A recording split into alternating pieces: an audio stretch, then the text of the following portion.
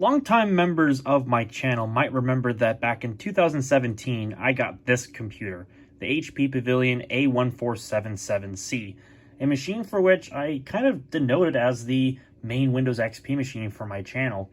But nowadays it mostly just kind of sits around, but I figured today we'll give it the limelight and take a look at it once again on video. So here we are, revisiting the HP Pavilion a1477c today.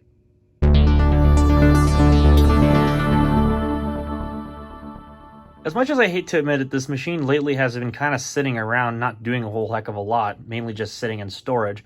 And that's just because of the fact that I've been doing other things. I've liked to mainly kind of turn this into an XP machine still, but you know, it's one of those things where I'm not entirely sure what all I want to do about it. I mean, you know, it's a nice machine, but I've got other machines that I've been thinking about doing some other things with. Like, for example, the Inspiron 530, which I don't know if I want to make that an XP machine or a Vista machine, just based on the fact that I've got the Dell Dimension E521 for Vista. So it kind of puts this machine in a bit of a stiff spot. Not to say I still don't like it all the same, because, you know, obviously it's still got the TV tuner card, built-in Wi-Fi, and it's still got its original installation of Windows XP Media Center Edition 2005 installed on its hard drive, which that's pretty nice, but you know, that doesn't necessarily mean everything. That, and on top of that, the RAM is only DDR, not DDR2, because the system is based on an AMD Socket 939 motherboard. So that's also another limiting factor.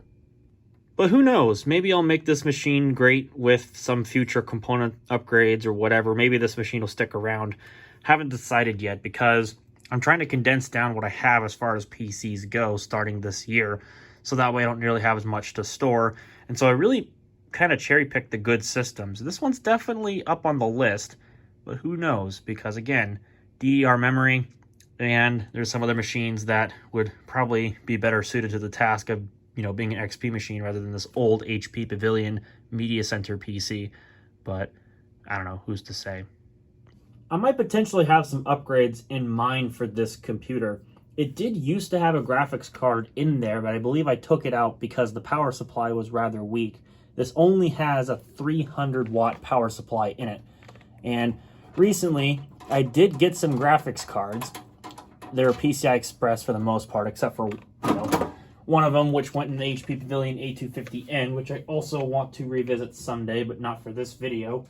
But I was thinking either I'm going to do the Quadro FX 1500 or that Radeon HD 2400 XT that I got and put it inside of this system, since, you know, there's no GPU and there's missing slot brackets in the back of the case here, which is probably not the best idea, but it kind of is what it is. Also, I did have 4 gigabytes of RAM in this thing at one point, but I took it out because of the fact that I've borrowed the RAM for some other systems, which, yeah, I could probably go back in here, but, you know, in all fairness, 2 gigs is probably fine for XP and what I plan to do with it.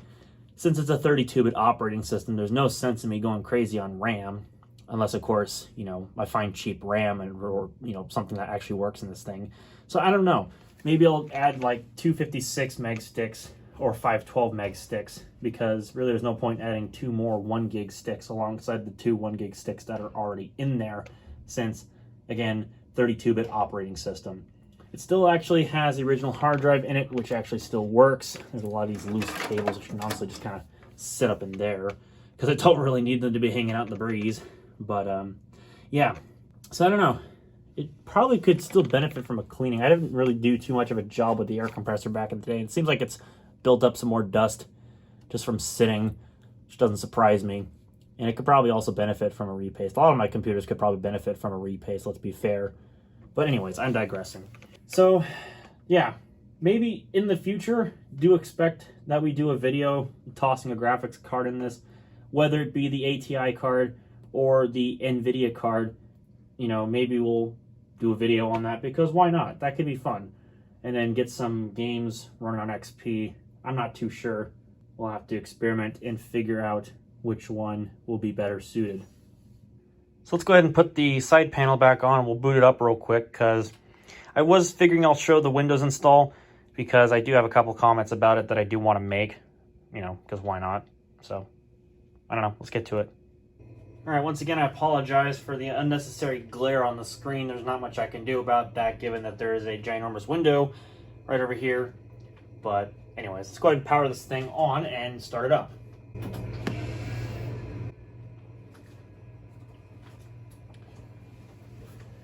So while this thing starts up, I thought I'd make a minor little comment about, this system and its copy of Windows. I used this previously because I was trying to play some more modern games and some other stuff, and I think there's some weird quirks with this install that make me want to reinstall it again from the recovery partition. One of which is that there's a game on here called Warframe I tried to play because at the time it was actually compatible with XP, but it's obviously not compatible with XP any longer because of the fact they have removed DirectX 9 mode, so there's no point in really doing anything with that game anymore. But I can't uninstall it because, the uninstaller just doesn't work. And there's some other things too, but, that's the big thing.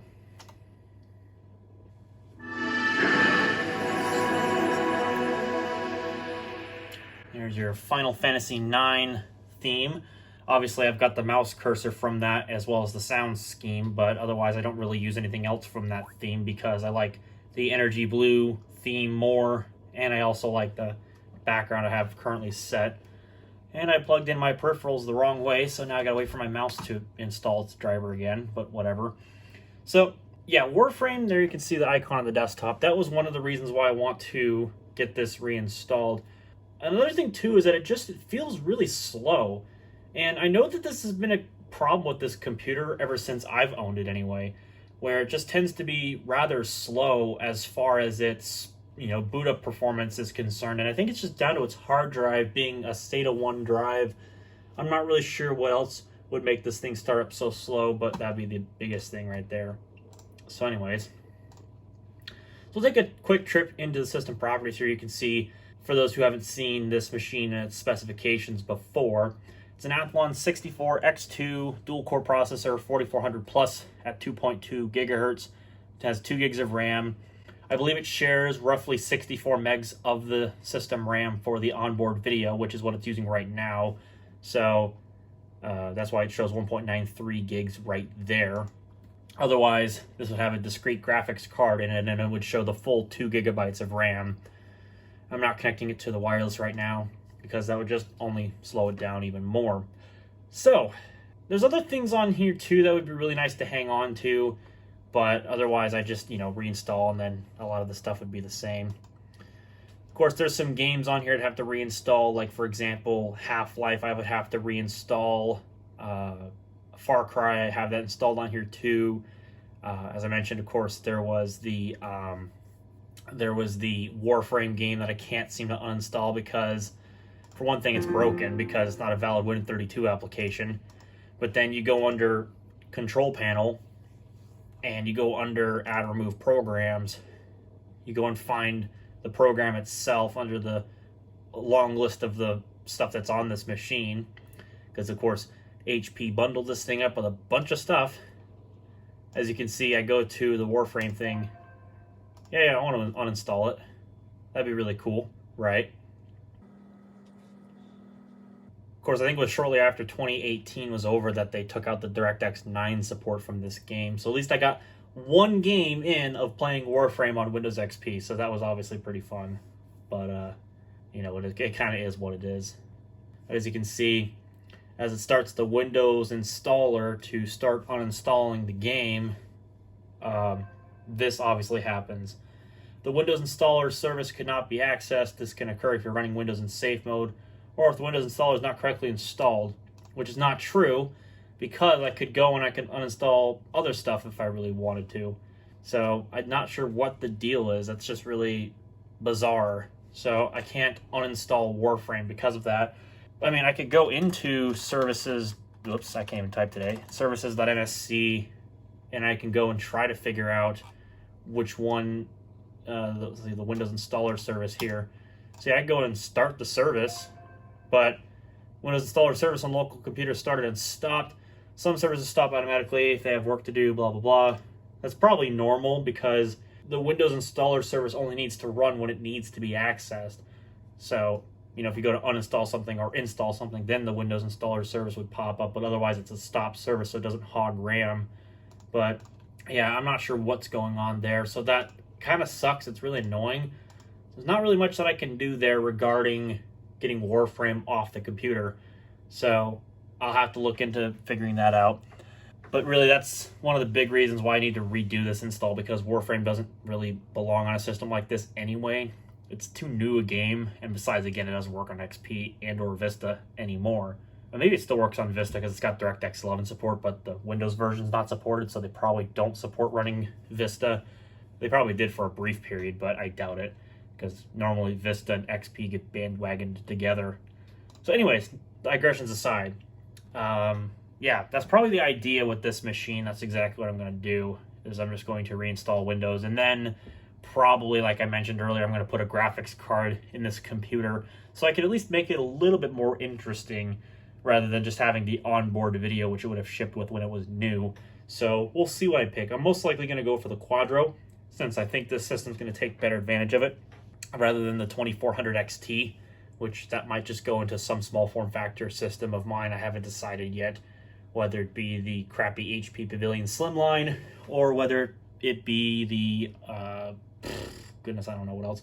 Currently it's got a full-size bracket on it, so it's not limited in that per se, but so anyways, yeah, that's about all I can really think about for this machine. There's not really much that I can do demo wise for this revisit video other than what I've shown, because most stuff's going to need the disk, for which I don't have it here right now. I'm not going to install anything because I'm planning on reinstalling Windows on this thing anyway. And yeah, so let me know down below in the comments if there's anything you'd like me to do with this machine as far as videos go, because I want to see if it's worth keeping this machine or if I should just use something else as the main XP machine, like for example the Inspiron 530 with its Core 2 Quad Q6600. Should I make that the XP machine, or should I leave it as the Vista machine? Because obviously the Dimension E521 I'm not wiping right now because it's got the original Windows Vista install on its hard drive. And there's some other things too, I'm sure. So yeah, I don't know. Let me know what you think down below in the comment section. With that, I'm going to wrap this video up, so hopefully you liked what you saw, and if you did, well then this button will work to let me know that you liked the video. If you didn't like it so much, well then this icon also works to let me know you didn't like the video nearly as much. And if you want to see more content just like this one, or perhaps more interesting content, there will be a red button down below that says subscribe. I highly recommend that you click on it because it would help me out a lot. And if you want to know when I upload new videos, click the bell, please. It's highly encouraged that you do that because nobody wants to miss the latest Jordan Wooler YouTube video. And with that having been said, thank you all for watching. I will catch you all in a later video.